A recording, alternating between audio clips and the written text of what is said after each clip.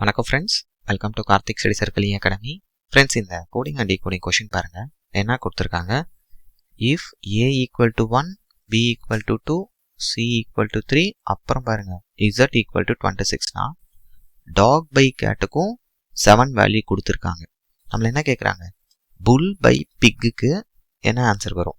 Friends, இது நம்ம already discuss பண்ணாதான் நம்ம இங்கிலீஷ் ஆல்ஃபபெட்ஸ் இருக்குல்ல ஃப்ரெண்ட்ஸ், அதில் அந்த லெட்டர்ஸோட பொசிஷன் தான் லெஃப்ட்லேருந்து போகிறப்ப அதை பேஸ் பண்ண கொஷின் தான். இங்கே பாருங்கள், ஏக்கு 1, பிக்கு 2. ஓகே, இப்போ நாம் டாக் பை கேட்டுக்கு எப்படி 7 வருதுன்னு பார்க்கலாம். ஸோ இங்கிலீஷ் ஆல்ஃபபெட்டில் டியோட பொசிஷன் என்னது? 4. ஓக்கு 15, ஜிக்கு 7 பை சி எத்தனாவது letter? 3rd letter. A first letter. T எத்தனாவது லெட்டர் ஃப்ரெண்ட்ஸ்? 20. அந்த ஈஜோட ட்ரிக்கோட வச்சுக்கோங்க. ஓகே, இப்போ இதை கேன்சல் பண்ணுங்கள். இதுதான் ஃப்ரெண்ட்ஸ் இந்த 7. ஓகே, இப்போ இதே லாஜிக்கை இந்த புல்லுக்கும் பிக்குக்கும் அப்ளை பண்ணுங்கள். ஸோ இங்கிலீஷ் ஆல்ஃபபெட்டில் B 2nd letter, U 21st letter, L 12th letter.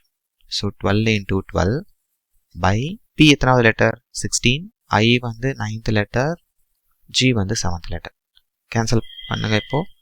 அப்போ லெஃப்ட் அவுட் 2 into 3. அப்போ இந்த கொஷினுக்கு 6 தான் வரும். ஆப்ஷன் பி தான் கரெக்ட் ஆன்சர்.